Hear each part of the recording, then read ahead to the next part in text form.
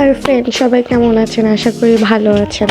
আজকে আপনাদের জন্য আমরা নিয়ে এসেছি একটি চিকেন রেসিপি। পুরাই ঘরোয়া পদ্ধতিতে একটি চিকেন রেসিপি। আশা করি আপনাদের খুব ভালো লাগবে। তো চলুন কথা না বলে আজকে ভিডিও শুরু করা যাক। একটি কড়াইতে কিছুটা তেল নিয়ে দিব। আমি এখানে 2 পদের তেল নিয়েছি, একটি সরিষার তেল, অন্যটি সয়াবিন তেল। আর এরপরে আমি কিছু আলু কেটে ধুয়ে হলুদ আর নুন মাখিয়ে রেখেছিলাম। এখন আমি এই আলু ভেজে নেব ব্রাউন কালার করে। কিন্তু খেয়াল রাখতে হবে আলুগুলো যেন 70% ভাজা হয়ে যায়। ঠিক এমন আলুগুলো ভাজা শেষে আমি এর ভিতরে অ্যাড করব দারচিনি, এলাচ পাতা, পেঁয়াজ বাটা, রসুন বাটা দিয়ে সুন্দরভাবে নেড়ে চেড়ে নিব কিছুক্ষণ, যেন পেঁয়াজ রসুনের কাঁচা কাঁচা গন্ধটা একটু চলে যায়। হালকা একটু ভাজার পর আমরা দিয়ে দেব আদা বাটা, জিরা বাটা, ধনিয়া বাটা।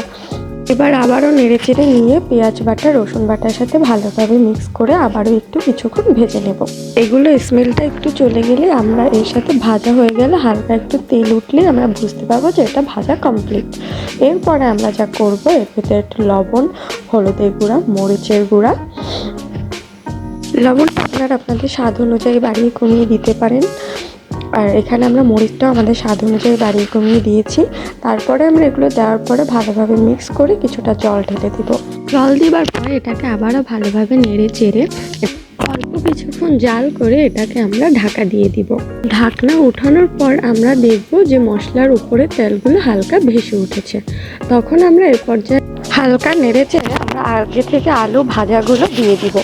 এরপরে ভাজাগুলো আলু দিয়ে দেওয়ার পরে হালকা নেড়ে চেড়ে এরপরে দিয়ে দিব হলো আগে থেকে ধুয়ে রাখা মাংসগুলো দিয়ে দেওয়ার পরে আমরা সুন্দরভাবে এটিকে নেড়ে নিব, মাংসের মশলার সাথে যেন ভালোভাবে মিক্স হয়ে যায়। এরপরে আমরা যেটা করব সেটা হলো মাংসের সাথে মিক্স করার পরে এটা আমরা ঢাকনা দিয়ে কিছুক্ষণের জন্য ঢেকে দিব, যেন ঢাকনা দেওয়ার পরে যে তেলটা, মাংসের যে তেলটা, সেটা যেন উঠে যায়। উঠানোর পরে এই দেখতেই পাচ্ছেন যে তেলগুলো সুন্দরভাবে ভেসে উঠেছে ঢাকনা উঠানোর পর। তারপরে আমরা যা করব, এর সাথে আমরা সামান্য একটু ম্যাগি মশলা দিব, মানে যতটুকু সামান্য দেওয়া যায়, একটা মশলার অর্ধেকটা চেড়ে আমরা দিয়ে দিব কিছুটা জল, পরিমাণ মতো জল দিবেন যেন মাংসটা সিদ্ধ হতে যায়। তারপর আমরা মাংসের মশলার সাথে জলটা সুন্দরভাবে মিলিয়ে ঢেকে দিব কিছুক্ষণের জন্য। 2 থেকে 3 মিনিট পর উঠিয়ে দেখতে পাবেন যে এরকম কিছুটা বলক এসেছে।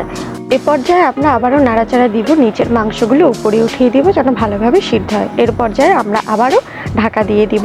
ঢাকা দেওয়ার পরে এরকম কিছুটা তেল উঠে আসবে ঢাকনা খোলার পরে। তারপর আমরা আবারও নেড়ে চেড়ে নিব। আপনার মাঝে আমি একটু বারান্দায় গিয়েছিলাম। আজকে ওয়েদারটা এতটাই বাজে ছিল, মানে কোনো রোদ ছিল না, তাও আমাদের বারান্দাটা অনেক সুন্দর ছিল, মানে বাইরের আবহাওয়াটা অনেক সুন্দর ছিল। এরপর আমি আবারও রান্নার কাছে চলে এসেছি। একটি চামচের সাহায্যে দেখছিলাম যে আমাদের মাংসটা কত % সিদ্ধ হয়েছে। এরপর আমাদের মাংসটা পুরোপুরি হয়ে গেছে, ঝোলটাও একটু টেনে গেছে, মানে আমরা যতটুকু রাখতে চেয়েছিলাম। এই তো আমাদের রেডি হয়ে গেছে